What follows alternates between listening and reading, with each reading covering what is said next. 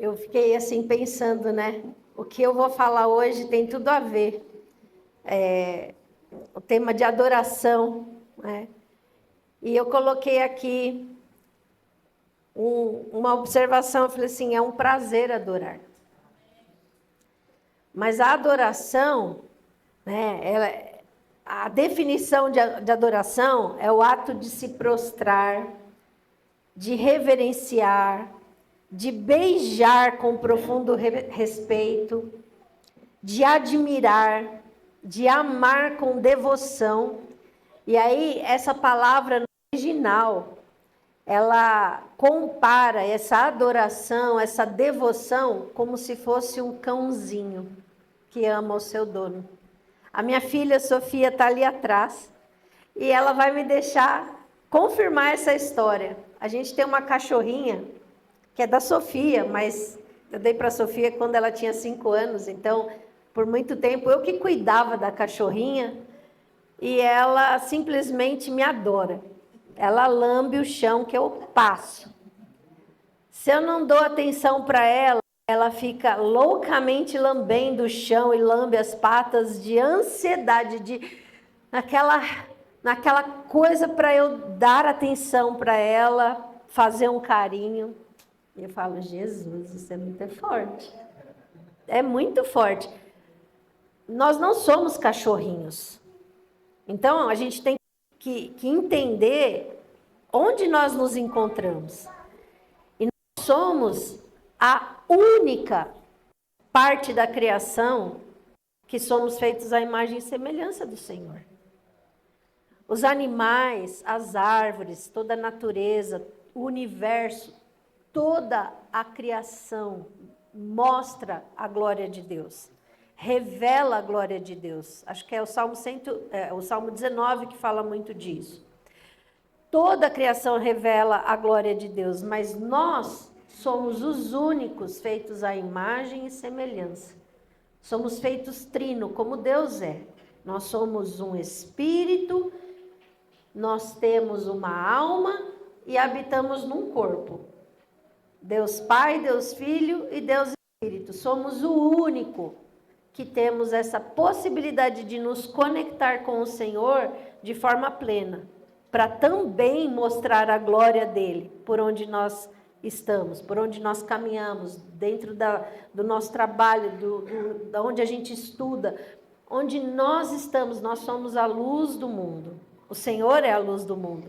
Mas nós nos tornamos a luz do mundo à medida que nós revelamos a glória do Senhor com o nosso viver diário. E falando de adoração, a gente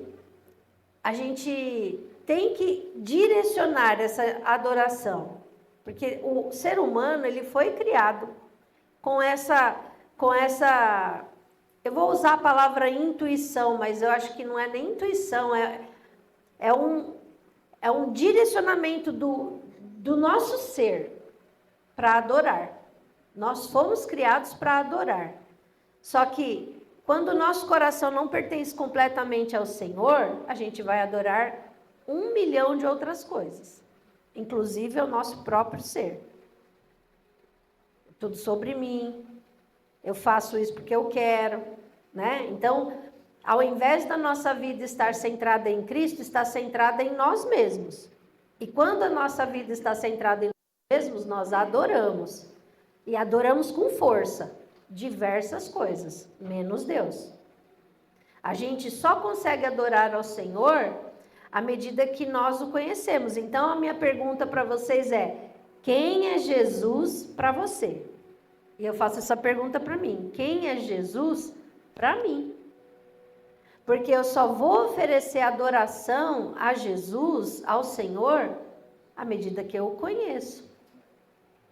Como que a gente se relaciona com o Senhor?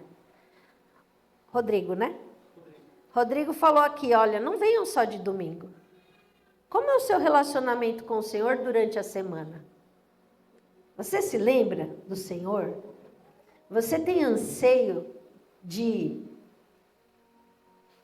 estar com Ele ao ponto de ficar assim, como a minha cachorrinha Jessie, né? De ter o anseio do coração pela atenção do Senhor, e Ele já nos deu toda a atenção que a gente precisava, que era enviar Jesus. Algo que ninguém poderia fazer.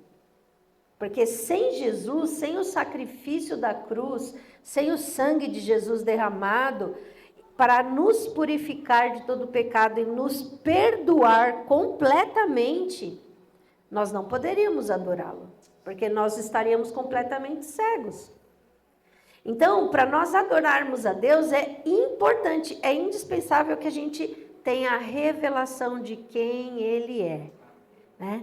E aí, então, a gente busca o Senhor, a gente clama, como nós estávamos aqui orando e adorando e cantando louvores ao Senhor, pedindo para Deus se revelar e se manifestar.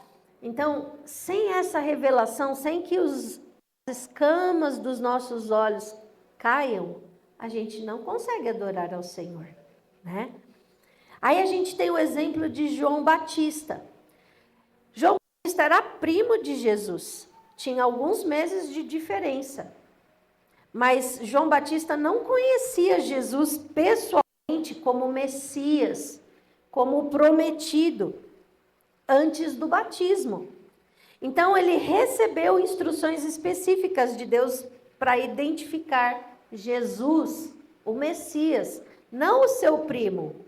Não olhar para o Jesus primo naturalmente, mas para reconhecer o Messias. Então João Batista, em João capítulo 1, verso 33, disse assim, a instrução que Deus deu para João é: aquele que vir descer a pomba é o Cristo. E Cristo significa ungido. Então João 1, 33 diz assim: eu não conhecia, mas o que me mandou batizar com água, esse me disse: sobre aquele que vires descer o Espírito e sobre ele repousar, esse é o que batiza com o Espírito Santo. Então, naturalmente, a gente não reconhece a glória de Deus. A gente precisa ter uma revelação. E o texto que eu quero usar hoje, a base é João capítulo 4, do verso 1 ao 42, a gente não vai ler todos os versículos, mas é a história da mulher samaritana. Vocês já conhecem essa história? A mulher samaritana que foi buscar água, meio-dia, o horário mais quente do deserto, e encontrou Jesus. E lá houve uma ação poderosa de Jesus para transformar uma prostituta em uma adoradora. E é interessante, né? Porque Jesus, ele quis ensinar algo profundo sobre adoração, e ele usou o quê? Um escândalo. Ele usou uma prostituta para me ensinar a respeito de adoração, para ensinar a ela a respeito de adoração, para ensinar os discípulos dele, que também ficaram escandalizados sobre adoração. E no verso 16 ao 18, Jesus diz assim: vá lá chamar o teu marido, disse para a mulher samaritana. E ela respondeu: eu não tenho marido. Está ficando esquisita essa história. Você está certa, disse Jesus, mas você já teve 5 maridos, e o homem com quem você está dormindo não é o seu marido. Gente, eu usei a palavra prostituta, e usei de forma intencional. Quem fica com um, com outro, com outro, com outro, com outro, dorme com quem não é marido, essa história toda que Jesus relatou é o quê? Não é santo. E no momento da adoração eu me recordei que foi exatamente nesse contexto que Jesus me encontrou. Eu tinha 18 anos. Uma adolescência pavorosa.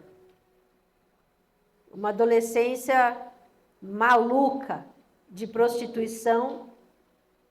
uso de drogas, de rebelião contra o Senhor, de ter batido em diversas portas, misticismo, tudo para suprir a necessidade do meu coração, que foi criado para adorar a Deus, mas como eu não o conhecia, eu estava sedenta, estava faminta por buscar coisas que me suprisse, que cobrisse ali aquele buraco imenso. Mas ninguém pode preencher o nosso coração, e quando eu falo coração, é o espírito do ser humano e a alma, é a junção. Quando a gente fala de coração na Bíblia, não é o nossa bombinha aqui que pulsa o sangue para nos manter vivos. Coração nas Escrituras é sempre a junção do espírito do homem e da alma do homem. O espírito é o lugar onde só Deus pode tocar e habitar. Quando nós não cremos em Jesus, o nosso espírito ele é adormecido. O diabo não entra no nosso espírito. O diabo, muitas vezes, ele vai atuar na nossa alma e tem o reflexo no nosso corpo. O que é a nossa alma? É a nossa mente, são as emoções, é a razão para a tomada de decisão. É tudo o que a gente pode considerar o que nós somos. Sentimentos, percepções, isso é a nossa alma. Então aqui, quando eu falo de coração, é essa junção de espírito e alma, né? E eu estava sedenta, faminta, com uma vida completamente fora daquilo que Jesus espera que nós sejamos, porque nós fomos criados para a glória do Senhor. Nós não temos outro destino que nos preencha completamente a não ser viver para a glória do nosso Criador, para a glória do nosso Senhor. E eu me encontrava nesse lugar, 18 anos. A minha irmã tinha se convertido, fazia 1 ano mais ou menos. E eu era muito violenta, eu batia na minha irmã, eu zombava de Deus, tudo. E aí quando Jesus se revelou para mim, foi através de uma música, que diz assim: o pardal encontrou casa, e a andorinha ninho para si, e eu encontrei os teus altares, Senhor. E isso é poderoso. Quando eu estava preparando a mensagem, eu não tinha me ocorrido isso, sabe? Que a situação dessa mulher era a minha situação, literalmente. E a gente pode pensar, né? Eu não sou prostituta. Será que não? Quem é que você está adorando? Porque quando a gente não adora ao Senhor e adora outras coisas, nós estamos nos prostituindo espiritualmente. Será que a minha faculdade, os meus sonhos, a minha meta de vida é mais importante do que o Senhor, que me criou e que me deu o fôlego de vida? Então essa mulher ficou chocada, né? Vai lá, busca o seu marido. Não, eu não tenho marido. Mas você já teve 5 e tal. Ela fica chocada, nós ficamos chocadas com esse exemplo, os discípulos ficaram chocados. Mas Jesus está onde? Está ali no poço, cansado, sedento, e ele estava ali, pronto para ensinar aquela mulher sobre adoração. Mal sabia ela. E a primeira lição que a gente tira disso é que a adoração tem a ver com a nossa vida real.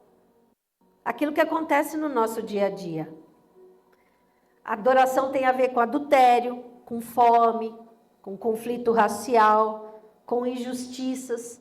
E aí você se pergunta, como assim?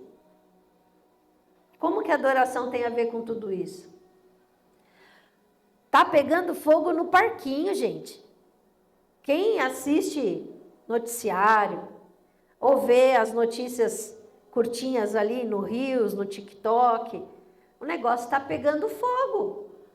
Agora, se o nosso coração fica distraído com isso. E levando em consideração que hoje, com a IA, né, muita coisa é alterada. Sabe aquelas coisas do fake news que a gente ouve em tempos de eleição? É verdade. A inteligência artificial cria coisas que você não acredita. Tem um exemplo pessoal. Uma amiga nossa que faz pintura artística tinha foto da Sofia criança com uma pintura artística que ela fez, tipo um tigre azul, mó bonito, mó coisa chique. Ela é muito talentosa. E ela pediu nossa autorização para usar novamente a foto para fazer propaganda dos serviços dela. Aí a gente deu autorização, ela pôs na IA e uma foto da Sofia fala: oi, gente, tal, a Gladys, assim, sabe? Entende? A partir de uma foto. Então, a gente tem que ter o nosso coração centrado no Senhor, porque facilmente nós podemos ser enganados pelo que a gente vê, pelo que a gente escuta. Porque o que a gente escuta, a gente vê, a gente começa a remoer aquilo começa a fazer parte do que a gente acredita. E no que a gente vai acreditar? E aí, então, adoração envolve a nossa vida do dia a dia, né? E Jesus está lá, cansado e com sede, né? E ele decide usar essa situação, aquela situação da mulher que vai ao meio-dia pegar água para não se encontrar com ninguém, porque ela era uma pecadora, e aí ela se encontra com Jesus. E aí, Jesus está assim, né? Eu vou procurar alguém para adorar o Pai, né? E eu vou usar essa mulher samaritana e adúltera. Aí eu queria dar um fundo histórico para vocês a respeito de Samaria, dos samaritanos.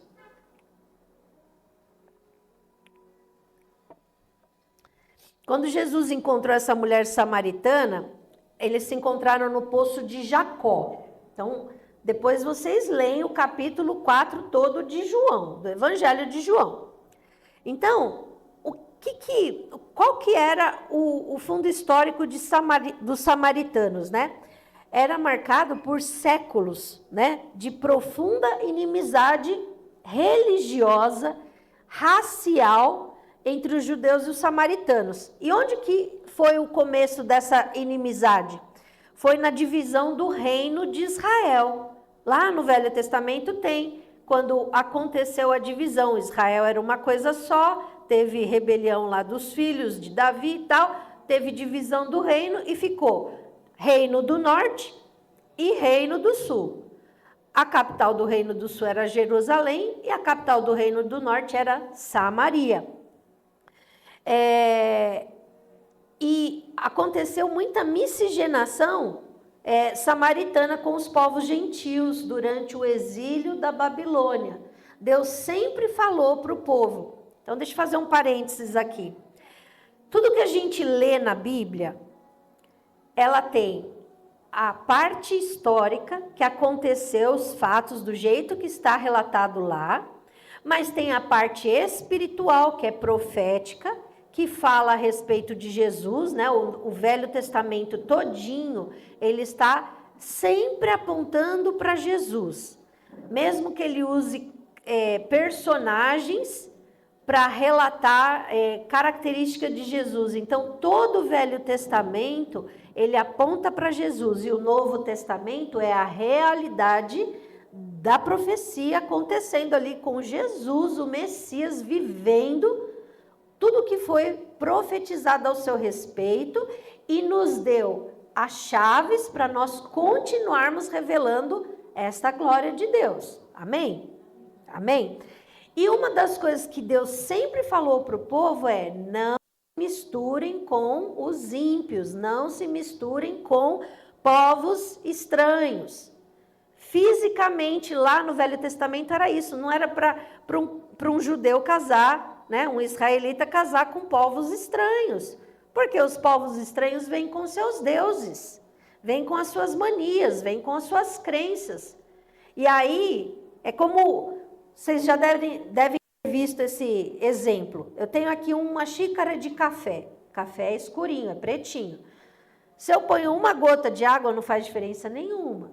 Se eu ponho, sei lá, meia xícara, vai ficar ainda um negócio turvo. Mas se eu deixar cair água constantemente, aquele café em algum momento vai embora todinho e vai ficar só um copo de água limpa. A nossa vida misturada com o mundo é esse café meio bagunçado. Eu sou meio crente, eu sou meio sei lá o quê, não tenho firmeza, não conheço Deus direito, não paro para ler as escrituras e é um chafé, um negócio meio insípido e que dá vontade de vomitar. Então, a ordem de Deus para que o povo de Deus não se misturasse era por causa disso, de prostituição espiritual. Eles iriam abraçar os deuses dos seus cônjuges. Haveria mistura. Então, o pessoal do norte, o povo do norte, se misturou com povos inimigos. E aí os judeus consideravam, né, os samaritanos impuros por causa disso. E aí os samaritanos, eles desenvolveram a sua própria tradição para adorar a Deus, não sei qual, mas para adorar a Deus no Monte Gerizim, enquanto o povo de Deus adorava no Monte Sinai.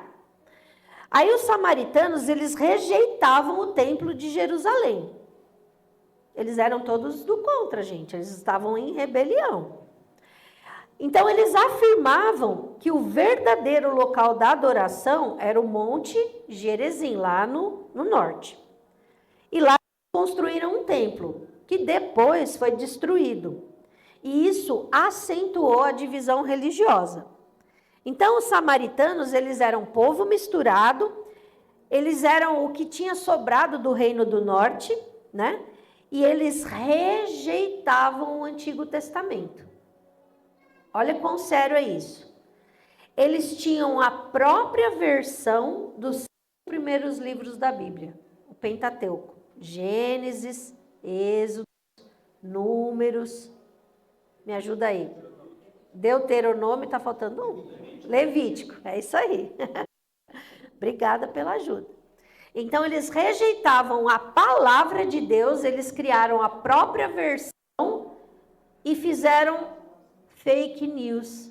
Fizeram algo fake ali para acalentar os próprios corações. Então, é esse o contexto de Jesus lá no Poço de Jacó, com uma mulher samaritana, né? E aí Jesus entra no meio desse lugar de inimizade, né? Tá ali, sentadinho no poço, pronto para tomar um gole de água. Aí a mulher ficou assim, perplexa, né? Porque o próprio fato de um homem falar com uma mulher já era um tabu. Agora, um homem judeu falar com uma mulher samaritana era de ficar realmente perplexo, né? E aí em João, eu queria que vocês abrissem. João capítulo 4, do verso 9 ao 10.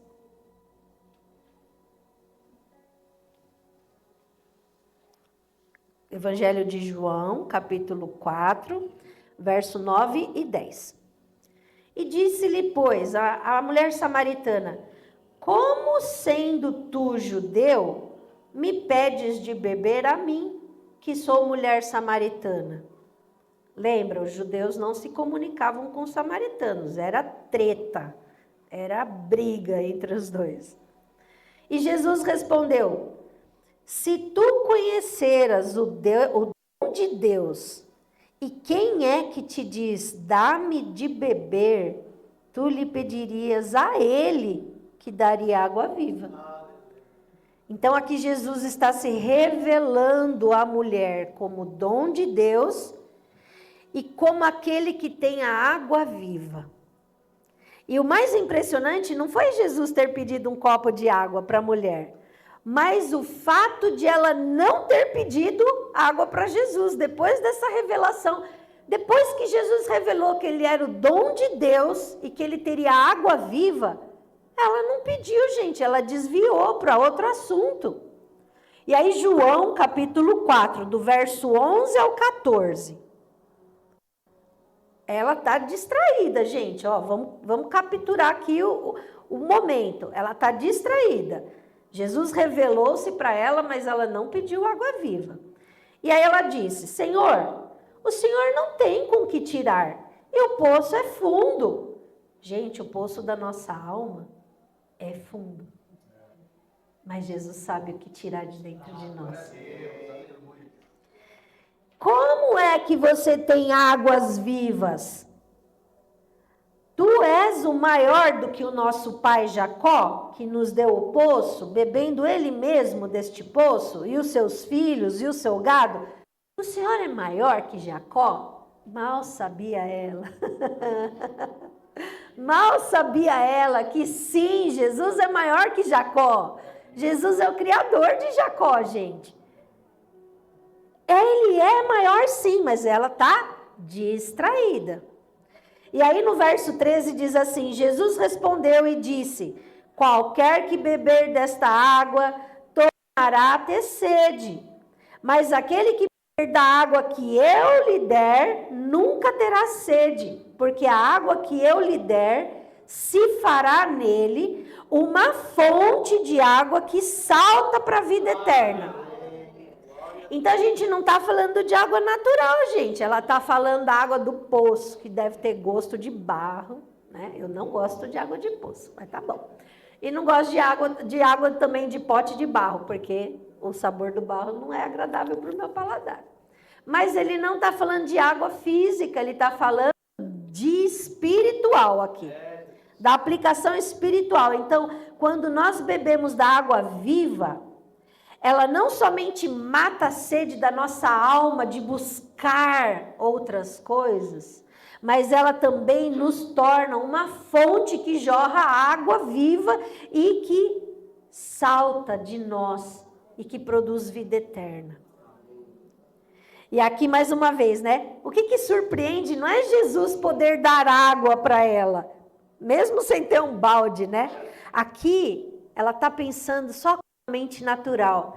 Não, o senhor não é maior que Jacó, o senhor não tem um balde, como é que você vai tirar água? Os olhos estão cerrados, ela não reconhece Jesus ainda, como Criador, como Salvador, como aquele que é digno de receber toda adoração. E aí, João, capítulo 6, no verso 63, abram aí, por favor, João 6, verso 63. E diz assim: o Espírito é o que vivifica, a carne nada aproveita. As palavras que eu vos tenho dito são Espírito e vida. Espírito e vida. Então Jesus está falando de uma palavra, de uma água que é Espírito e que é vida. E aí, ainda em João, capítulo 7, do verso 37 ao 39, fala que Jesus é a fonte de água viva. Então, no verso 37 diz assim: no último dia, o grande dia da festa, levantou-se Jesus e exclamou: se alguém tem sede, venha a mim e beba. Quem crer em mim, como diz a Escritura, do seu interior fluirão o quê? Rios de águas vivas. Rios de águas vivas. E isso ele disse com respeito ao Espírito que haviam de receber os que nele crescem, pois o Espírito até aquele momento não tinha sido derramado, porque Jesus não havia sido crucificado. O Espírito Consolador, ele foi dado a nós, foi dado a todo aquele que crê em Jesus, a partir da morte e da ressurreição de Jesus. Quando Jesus subiu aos céus, ressuscitado, ele disse: não fiquem tristes, porque eu enviarei alguém que é semelhante a mim, e ele é um consolador. E é esse Espírito Santo que vem morar dentro do nosso espírito, quando nós cremos no sacrifício de Jesus Jesus para nos salvar, nos libertar e nos fazer uma nova criatura. Então, a partir deste momento que nós temos o Espírito, toda a nossa alma é afetada, é de dentro para fora. Por isso que em algum momento nas Escrituras foi falado, não tente colocar remendo velho numa roupa nova. Não adianta, ele rasga. Não se coloca algo novo, como o vinho novo do Espírito, num recipiente velho, porque senão o recipiente estoura e perde o corpo, né, o recipiente em si, e perde o Espírito precioso. Para nós termos o Espírito Santo, nós precisamos crer em Jesus e confessar com a nossa boca. E então o nosso espírito é vivificado. Aquele que estava dormente, ele é vivificado, ele se torna cheio. E ele se torna uma fonte inesgotável. E aí a nossa alma vai sendo tratada, vai sendo transformada, vai sendo curada, vai sendo liberta. E o nosso corpo é o recipiente. Então, tem que haver uma convergência do que está dentro para aquilo que se manifesta fora. Aquela mulher era uma prostituta. As ações dela refletiam o que ela era dentro. O espírito dela estava dormente. Ela não tinha revelação de Cristo ainda. Então, a água que Jesus dá, ele é o Espírito Santo. É a presença do Espírito de Deus nas nossas vidas que elimina a sede por outras coisas, a sede por adorar outras coisas. A gente não usa essa palavra. A gente só usa essa palavra adorar coisas quando a gente se refere a alguém que é católico. E eu falo com respeito. Ah, mas olha, o católico ele adora o santo, aquela imagem de gesso. Eles vão orar e pedir ajuda da mãe de Jesus ao invés de pedir ajuda de Jesus diretamente. Eles são adoradores de ídolos. E nós? Qual é o nome do nosso ídolo? Qual é o nome daquilo que a gente coloca como prioridade na nossa vida? Nomeie os seus ídolos. Mas nomeie para lançá-los fora. Quando um rei do Velho Testamento, que era um ímpio, que era um homem que zombava de Deus, o nome dele era Nabucodonosor. Ele se enaltecia tanto que ele criou uma estátua dele, muito imponente.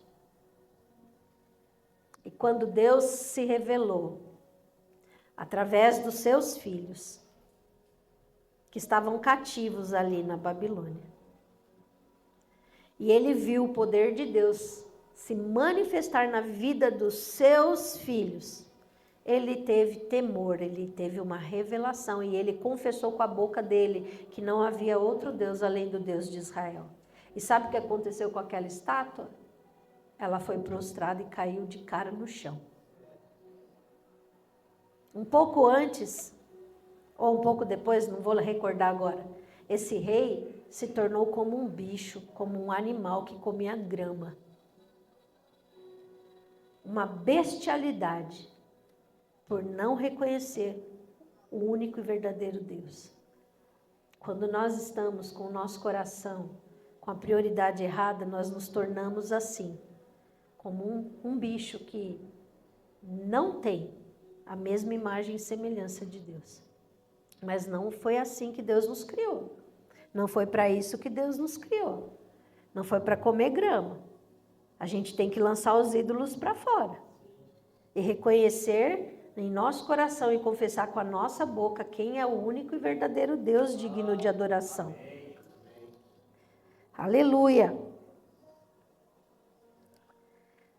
nós nos tornamos a fonte de água viva. E João 14, 26 diz: o Consolador, o Espírito Santo, a quem o Pai enviará em meu nome, esse vai ensinar vocês todas as coisas e fará lembrar tudo o que eu vos tenho dito.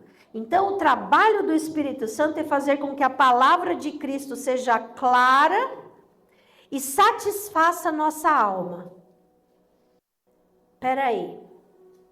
Então, será que eu sou o tipo de pessoa que fica ordenando Deus? Deus, faça isso. Deus, faça aquilo. Deus, dá a minha bênção. Deus, olha a minha situação aqui. Olha o fulano, olha o ciclano. Gente, Deus não é nosso empregado. Ele é o Senhor de todo o universo, o Criador. Ele é o único e soberano, digno de receber adoração, louvor, honra. Nós vivemos por causa dele. E como é que nós podemos oferecer adoração ao Senhor se nós não conhecemos a palavra do Senhor? Então, esse Espírito que foi dado, essa água viva, ela é a verdade e ela é o poder de Deus operando em nós. E vocês acreditam que ainda assim, a gente está numa progressão aqui do que Jesus está falando com essa mulher. Depois vocês leiam João 4, do 1 ao 42. Leiam a história todinha. Porque aí o que eu estou falando vai fazer sentido completo. Ainda assim a mulher estava meio atordoada, sem entender muito bem. E aí Jesus vem e expõe a ferida dela. Ela é desnudada. Ela é exposta sobre sua questão de adultério. De fato, você não tem marido, você já teve 5, você está dormindo com uma pessoa que não é o seu marido. Jesus toca a ferida. Jesus expõe a nossa nudez. Mas é um propósito não de condenação, mas de restauração. E aí, João capítulo 4, verso 11 ao 14. E aí essa mulher pergunta: onde é então que a gente deve adorar? Jesus já falou que ele é a água, que ele é o dom de Deus, falou do Espírito, falou da verdade, e ela está ainda meio atordoada. Às vezes a gente é lento. Às vezes leva um tempo para a gente processar aquilo que Deus está revelando, aquilo que Deus está mostrando para nós. E ela vem e questiona outra coisa. Vamos lá. Onde então a gente deve adorar? Porque vocês dizem que é para adorar em Jerusalém, e a gente sabe que é para adorar aqui no Monte Gerezim. Onde então? Onde então devemos adorar? E a resposta está lá em João, capítulo 4, o verso é 23 ao 24. E Jesus diz assim: vem a hora, e já chegou, que os verdadeiros adoradores adorarão o Pai em espírito e em verdade, porque são estes que o Pai procura para seus adoradores. Deus é espírito, e importa que os seus adoradores o adorem em espírito e em verdade. Então, há adoradores que não adoram em espírito e em verdade. Há adoradores que estão adorando em vão. Por quê? Por que há adoradores que adoram em vão? Alguém tem alguma ideia? Porque existe adoradores que adoram em vão. Aqui a gente está falando de um lugar, né? Eu adoro em Samaria, eu adoro em Jerusalém. E Jesus está dizendo, não é nenhum e não é nem outro. É em espírito e em verdade. Então, estes adoradores que adoram em vão, por que isso acontece? Alguém tem alguma dica para me dizer? Por que acontece isso?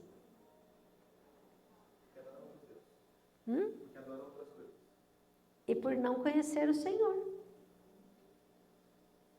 Às vezes eles estão lá, fervorosos, adorando sei lá o quê, porque não conhecem o Senhor.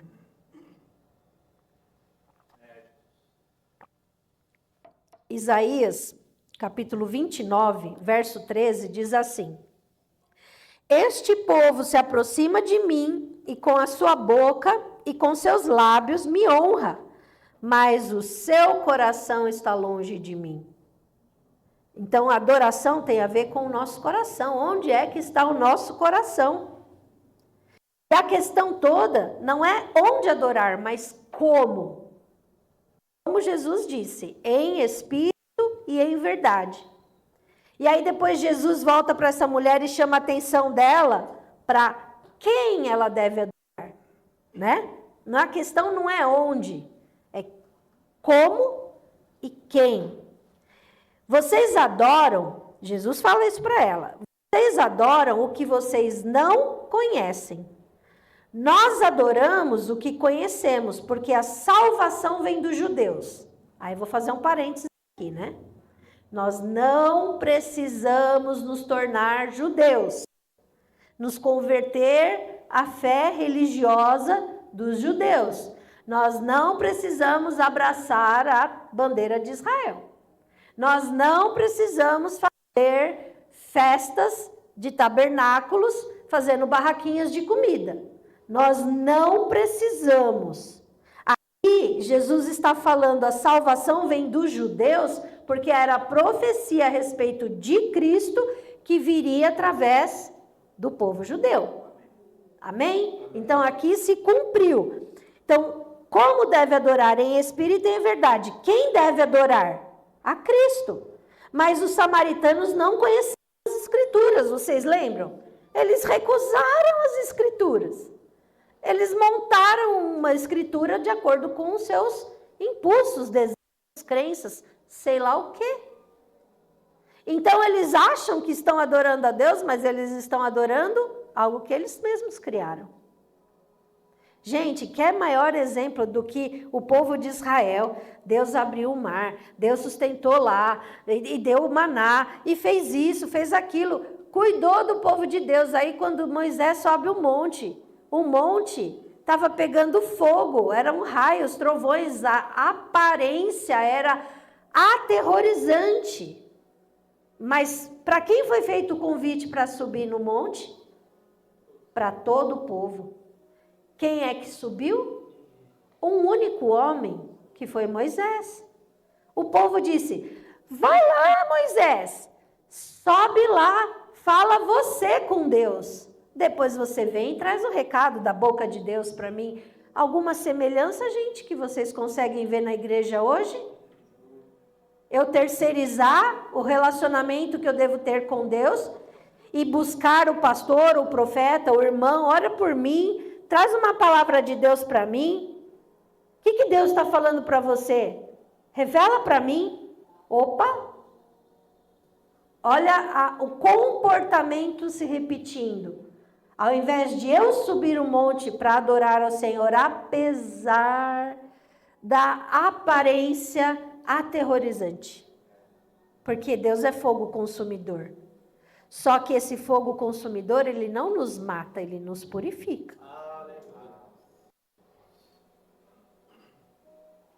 Sabe o que o fogo faz? O fogo vai queimar a nossa carne. Vai queimar a palha, o feno e a madeira. E isso fala sobre a nossa humanidade. Mas ele vai purificar o ouro, que fala sobre o caráter de Deus impresso nas nossas vidas. Ele vai purificar a prata, que fala salvação sobre nós. A prata tem essa simbologia que fala de salvação. E ele vai purificar pedras preciosas. Então, na nossa vida, tudo que for palha, feno e madeira deve ser queimado e vai ser. Por isso que existe esse fogo consumidor do Senhor. Para uns é para purificação, mas quem não está nem aí com Deus, misericórdia. Porque esse fogo também vai arder para as pessoas que não são tementes a Deus. Mas elas terão ouro, prata e pedras preciosas para serem purificadas? As pedras preciosas falam sobre os dons do Espírito, aquilo que o Espírito produz em nós e que é aparente no nosso viver.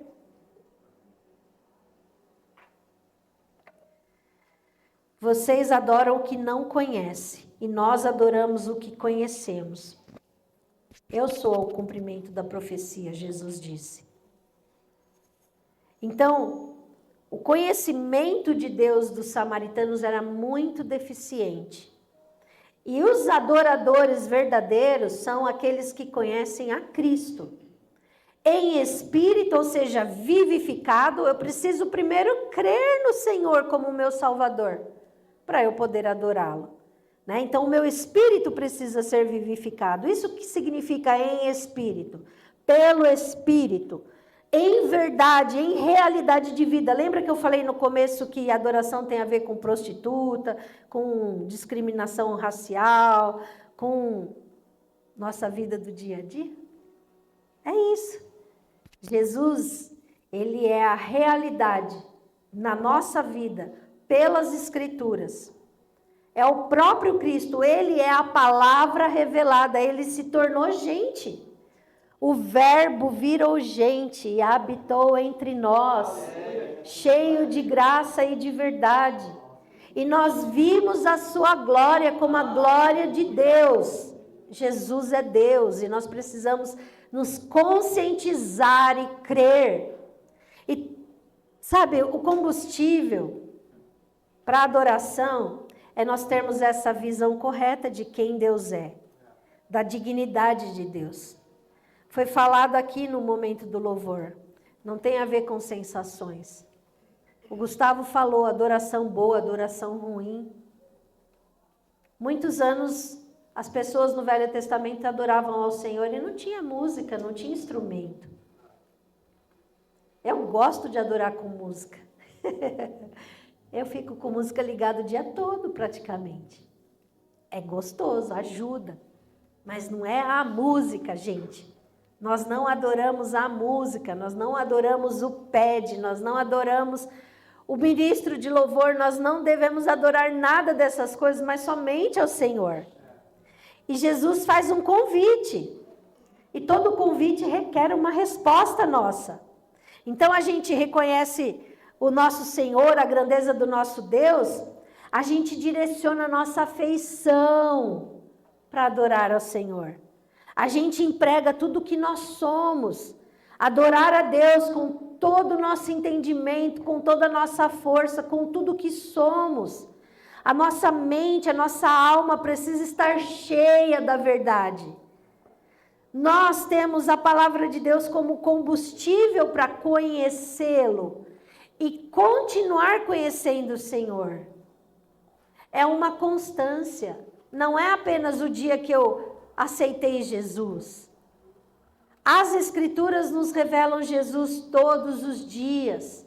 Se você não tem relacionamento com as Escrituras, como é que você vai ter vocabulário para você direcionar a adoração ao Senhor? Sabe, nós, ao entrarmos na presença do Senhor, a gente usa esse termo, né? Mas o Senhor é onipresente, Ele está sempre, em todos os lugares. Mas existe a diferença da presença manifestada do Senhor. E a presença manifestada, ela é atraída conforme a fragrância do nosso louvor, da nossa adoração que vai subindo. É uma semeadura que a gente faz nos céus. E os céus derramam chuvas. E a gente usa essas expressões, esses textos do Velho Testamento, sempre fazendo comparações com a agricultura, porque era a linguagem que eles conheciam. Então, hoje nós oferecemos nossas palavras, nossas confissões, o anseio do nosso coração, a gente aclama ao Senhor, a gente chora, a gente canta, a gente louva, nós fazemos ações de graças, nós curvamos as nossas cabeças, às vezes a gente deita com o rosto no chão, ora a gente ergue a nossa cabeça bem alto, porque a gente está olhando para o autor e consumador da nossa fé, ora a gente ergue as nossas mãos, ora a gente fica em silêncio. reverenciando a presença santa do Senhor. Mas tudo isso, ele tem que estar colado com uma vida de obediência. Esse lugar é santo porque a presença do Senhor está aqui. Outro dia, na igreja que eu congrego, a adoração estava acontecendo e Jesus falou assim, tira os seus sapatos, porque esse lugar é santo. Não é todo dia que Deus pede essas coisas. E naquele dia eu não obedeci. Eu falei, nada a ver. Aí a gente fez uma sexta-feira de adoração, tipo casa de oração, sabe? Adoração, louvor, oração, intercessão, testemunho. E foi um tempo poderoso e eu ouvi a mesma voz. Tira o seu calçado, que aqui é lugar santo. E eu tirei. Literalmente eu tirei o calçado. Mas era algo que Jesus quis promover ali naquele lugar. Sabe? Quão sensível é o nosso coração quando Deus fala com a gente numa voz calma e suave, uma brisa. Porque às vezes ele fala como um trovão. Às vezes ele brada, porque ele é um leão. Mas às vezes ele fala com uma doce voz. E quando ele fala assim, a gente precisa ter a sensibilidade. E essa sensibilidade só vem com o nosso relacionamento pessoal com Jesus. E com as Escrituras. Então, sem este combustível, sem ter este conteúdo, nós não temos vocabulário. A nossa amiga, cadê a Kai? Tá lá, cortando pão. A Kai fala inglês.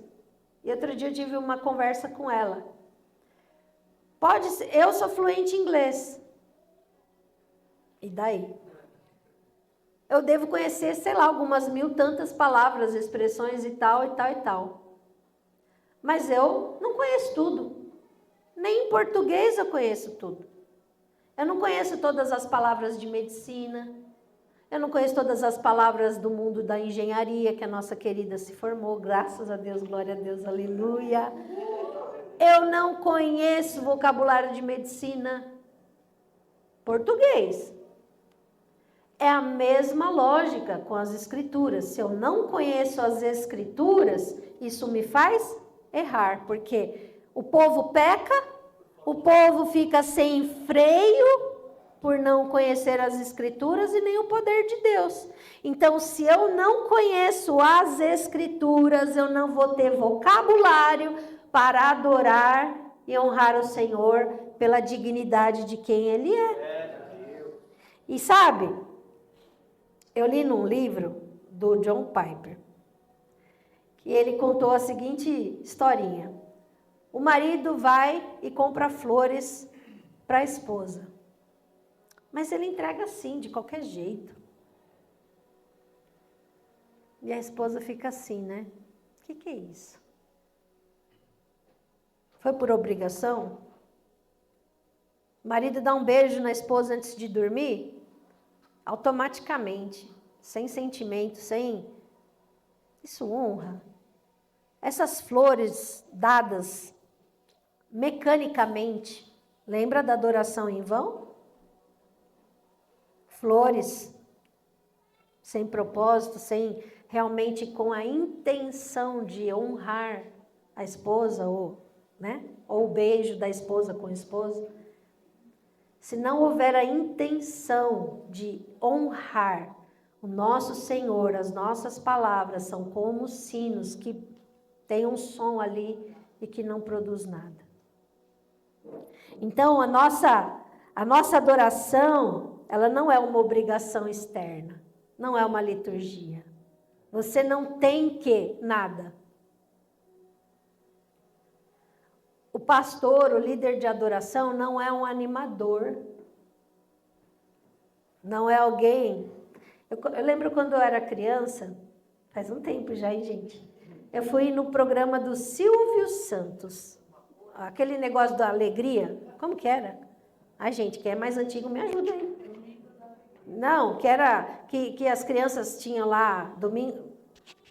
Não vou lembrar o nome. Mas tinha um foguetinho.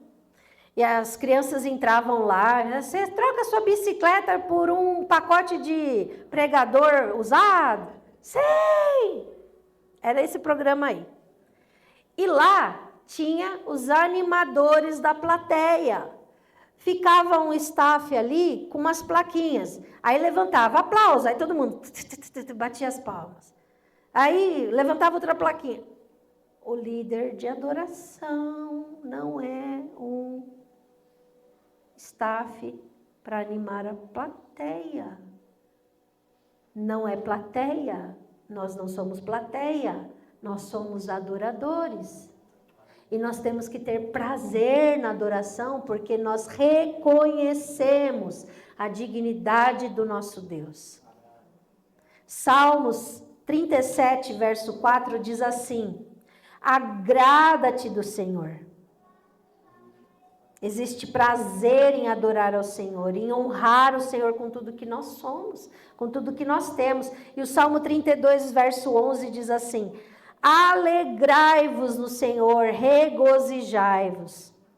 Então, o principal propósito da adoração é glorificar a Deus, é se alegrar nele para sempre. Que a gente não perca a nossa fascinação pelo Senhor, porque nós existimos para o louvor da sua glória. Isaías 43, 7, com isso eu fecho. Todo que é chamado pelo meu nome, a quem eu criei para a minha glória e formei e fiz. Nós somos do Senhor. Mesmo que você não reconheça isso ainda.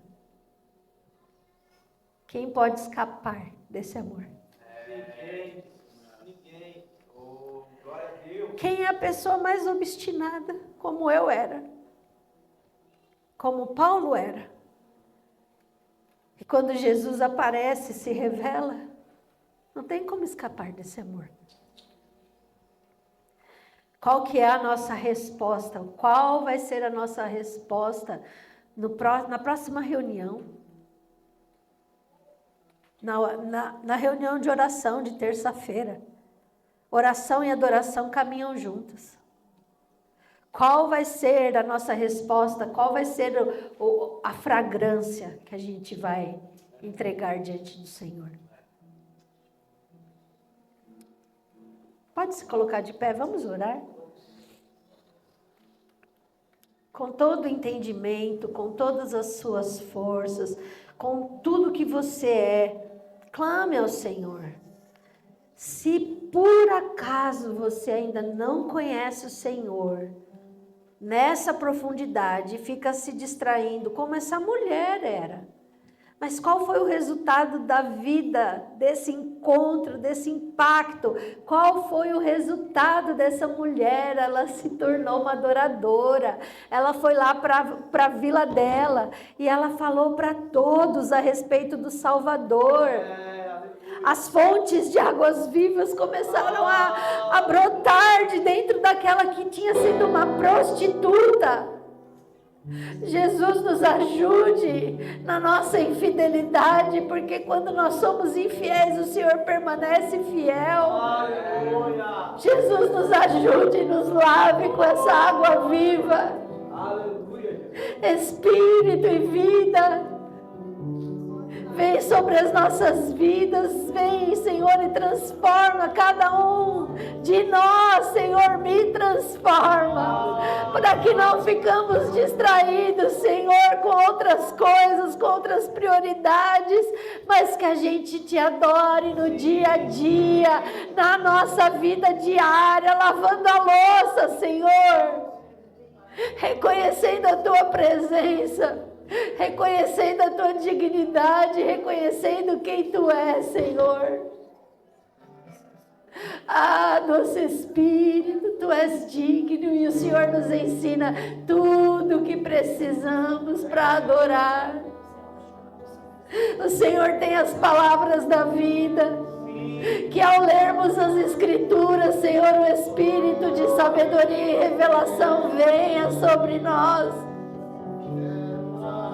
Vem sobre nós, para levar uma fragrância agradável para o Senhor. Sim, Jesus.